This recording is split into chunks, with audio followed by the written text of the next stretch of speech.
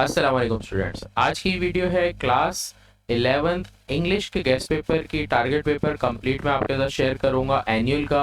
और according to reduce syllabus, जो reduce syllabus होने के बाद चैप्टर्स बचे हैं, जो पोम्स बची हैं, जो ग्रामर्स वगैरह बची हैं चीज़ें, उनसे रिलेटेड मैं आपसे डिस्कस करूंगा।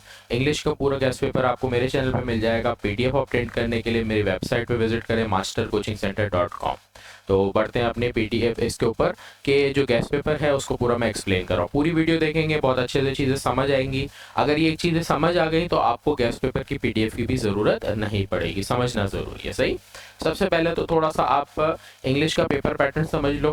100 मार्क्स का पेपर है। 100 मार्क्स के पेपर के अंदर 100 मार्क्स के पेपर के अंदर आपके पास 20 एमसीक्यूज होते हैं।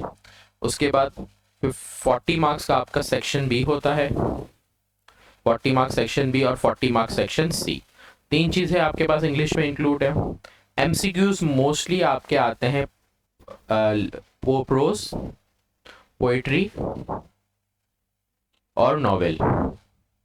इन तीनों से आपके पास एमसीक्यूज आते हैं। इसलिए जब तक आप इन चैप्टर्स को, पोम्स को, नॉवेल को नहीं रीड करते, इनके बारे में याद नहीं रखते, एमसीक्यूज आप खुद से सॉल्व नहीं कर सकते। 40 मार्क्स की अगर बात करें तो इसमें भी प्रोज है, पोट्री है, नॉवेल है और फिर एक ग्रामर का सवाल है इसमें। सेक्शन सी में बात करें तो 40 मार्क्स में ऑलमोस्ट आपका ग्रामर पार्ट है। ये सारा अनसीन पार्ट आता है, इसमें आप सीन नहीं ले सकते। तो जो चीज़ें आती हैं इसमें कुछ ऐसी हैं जिसके आप पैटर्न वगैरह याद कर सकते हो, समझ सकते हो, लेकिन ये सारा अनसीन पार्ट आता है। सही, तो इंग्लिश में आप ले सकते हो कि 60 मार्क्स सीन से आता है और 40 मार्क्स ऑलमोस्ट अनसीन आता है। सही है, तो ये इंग्लिश का टोटल आपको पैटर्न मैंने समझाया। अच्छा, अगर मैं गेस्ट पेपर की बात करूं तो गेस्ट पेपर में आपको मैंने जैसे समझाया, सेक्शन ए के अंदर आपको एमसीक्यूज की ज़रूरत है, जिसके लिए आपको प्रोज, जो आपके कहलाते हैं चैप्टर्स, जो आपके एग्जाम में आपके चैप्टर्स आएंगे, जिन चैप्टर से मटेरियल आएगा एमसीक्यूज का और क्वेश्चन आंसर्स का। तो चैप्टर्स में आपने सिर्फ और सिर्फ जो चीज़ें करनी है वो रीडिंग करनी है। आपने चैप्टर को रीड कर लेना है। दूसरा, ये क्वेश्चन आंसर्स मैंने जो इंपॉर्टेंट मेंशन किए आप उसको कर लो। एक और चीज अगर रीडिंग के साथ आप करते हो तो वो चीज है समरी। अगर आप अपनी रीडिंग के साथ अच्छी समरी दिमाग में रखते हो चैप्टर की, आपको क्वेश्चन आंसर्स एक तो इजीली याद हो जाएंगे। क्वेश्चन आंसर्स जब याद होंगे आपको एमसीक्यूज में भी बहुत ज़्यादा हेल्प मिलेगी। सही है, तो इसके लिए आपने क्या करना है, सबसे पहले तो रीडिंग अच्छी से करनी है, समरी और क्वेश्चन आंसर, ये तीन चीज़ें कंबाइन करोगे चैप्टर्स की, आपके क्वेश्चन आंसर्स वाला पार्ट आराम से निकल जाएगा। सही, एग्जाम में आपके पास 4 क्वेश्चन आंसर्स आते हैं सेक्शन बी में प्रोज से।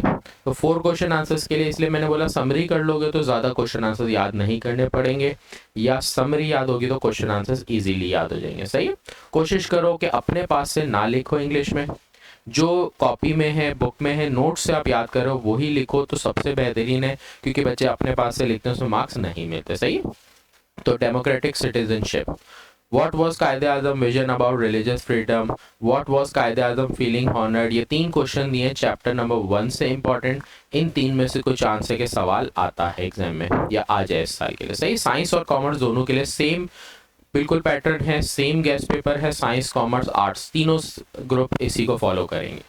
उसके बाद जो चैप्टर था वन मोर लेक, इसमें कुछ ज़्यादा इंपॉर्टेंट नहीं है, समरी थोड़ी सी इसको अच्छे से कर लो और ये 2 क्वेश्चन आप कर लो। दी नेकलेस चैप्टर का इंपॉर्टेंट है, कोई क्वेश्चन एग्जाम में आएगा, तो बहुत इंटरेस्टिंग चैप्टर है, बहुत अच्छा चैप्टर है। जिन्होंने पढ़ा है उनको पता है, जिन्होंने नहीं पढ़ा उसकी समरी में बोलूँगा बहुत अच्छे से पढ़ो। सस्पेंस एक चैप्टर है, आखिर में जाके आपको खुद जाके वो होगा कि बहुत अच्छा चैप्टर था और आखिर में जाके एक ट्विस्ट है इस चैप्टर के अंदर। सही, तो इस चैप्टर के ये 3 क्वेश्चन आंसर्स है। टेक्निकल रेवोल्यूशन है, इस चैप्टर को आप अच्छे से करोगे।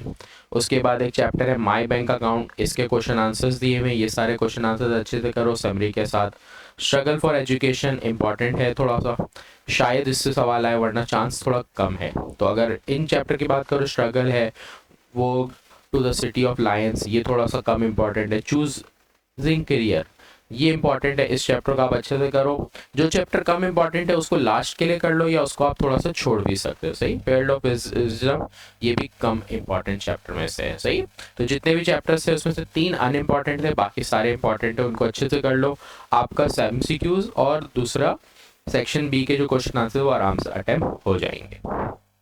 सब सेक्शन 2, सेक्शन बी में फिर पोएट्री सेक्शन आता है पोएम्स का, जिसके अंदर इंपॉर्टेंट पोएम्स हैं। पोएम्स के लिए तो आप अपने अच्छे से सेंट्रल आइडिया को कर लो, पोएम रीड करने की कोई ज़्यादा नीड नहीं पड़ेगी। सेंट्रल आइडिया को अगर आप पोएम्स में अच्छे से कर लेते हो तो आपके क्वेश्चन आंसर्स भी ऑलमोस्ट उसी में कंप्लीट हो जाएंगे। सही है, तो ये सारे क्वेश्चन आंसर्स हैं, लिमिटेड सवाल दिए हैं, इन लिमिटेड क्वेश्चन आंसर्स को आप पोएम्स में कंप्लीट कर लो। सारे पोएम्स इंपॉर्टेंट है, गुड टिम्बर है, लूसी ग्रे है, एबर्ड ऑफ कैंटरबरी है, ये इंपॉर्टेंट है।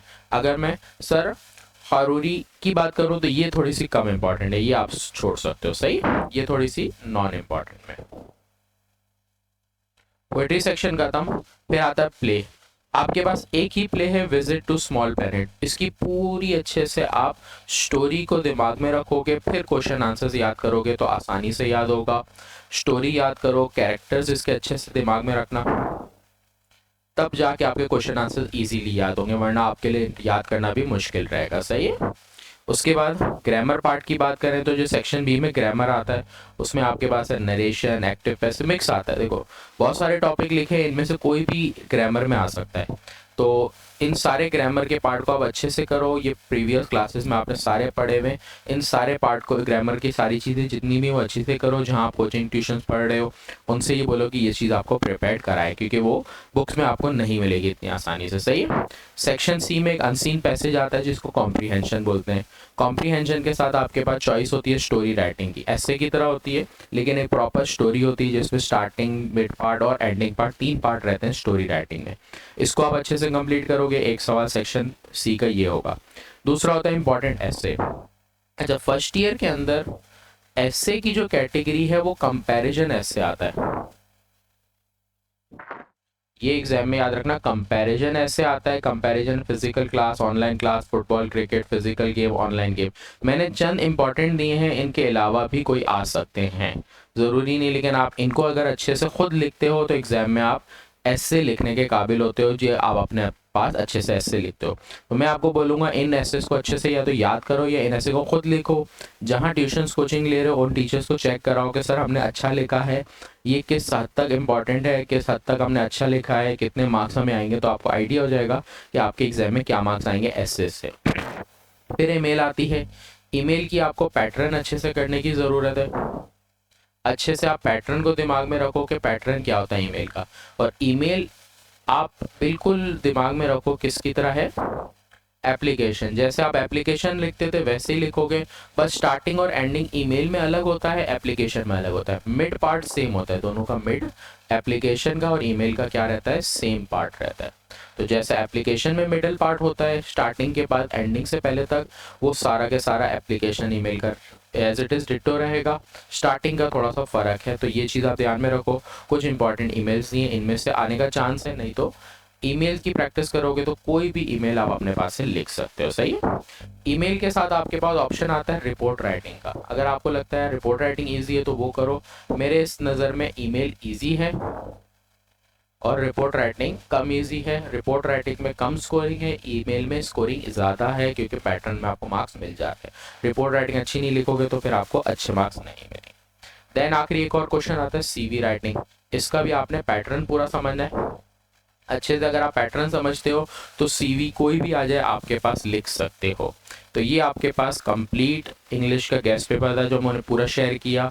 पूरी वीडियो देखोगे तो बहुत सारी चीज़ें समझ आएंगी, क्या चीज़ कैसे करनी कैसे नहीं, ये सारी चीज़ें समझ आएगी।